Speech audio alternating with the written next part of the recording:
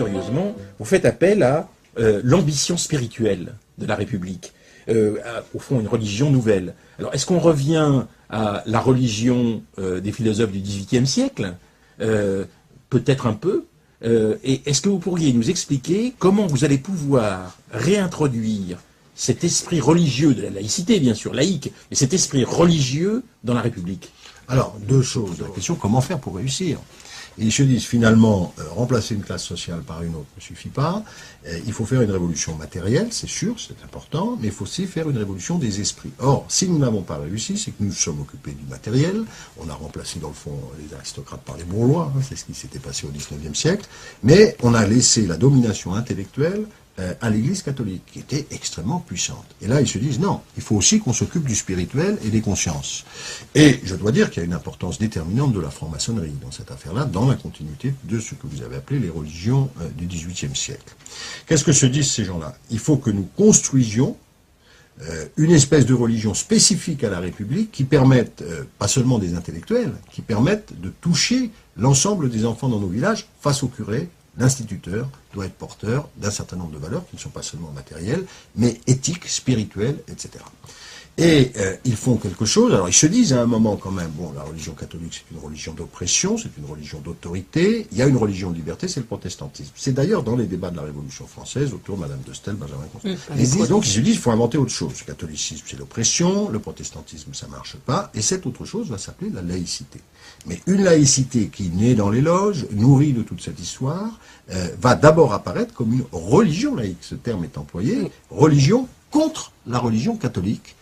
Et lorsque les républicains, fondateurs d'ailleurs de la religion laïque, vont prendre le pouvoir à travers l'école, dans le fond, ils vont, à travers les instituteurs, à travers les cours de morale laïque qui étaient publiés, à travers les programmes scolaires, eh bien, ils vont essayer de constituer non seulement une république matérielle, mais une république spirituelle. Est-ce que vous vous appelez à une sorte de messianisme républicain ? Non, bien sûr que non, mais vous savez, cette religion laïque, elle est formulée essentiellement par les philosophes au sein de la République, c'est une religion rationnelle.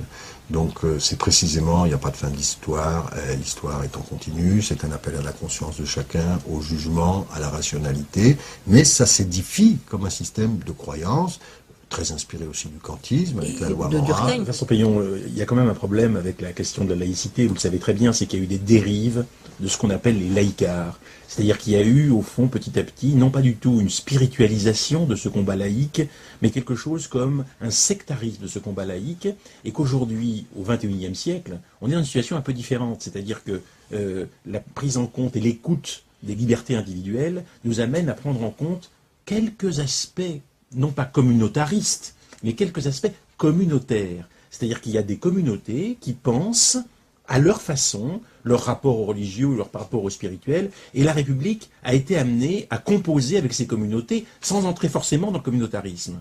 Est-ce qu'il ne faut pas bouger par rapport à la domination d'une spiritualité laïque ? Alors, je crois que ce serait une très grande méconnaissance, dont joue d'ailleurs Nicolas Sarkozy, de penser que la laïcité est anti-religieuse.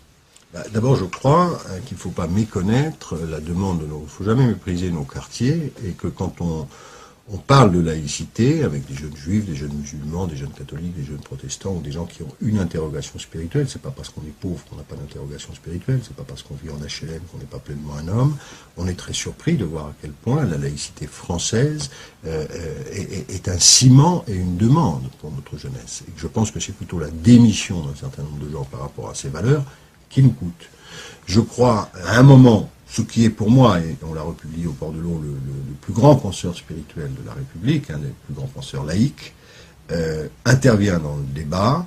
Il s'appelle Félix Pécaud, il était le fondateur des écoles normales, c'est le premier à Fontenay à faire ses prières laïques du matin. C'est tout à fait étonnant quand on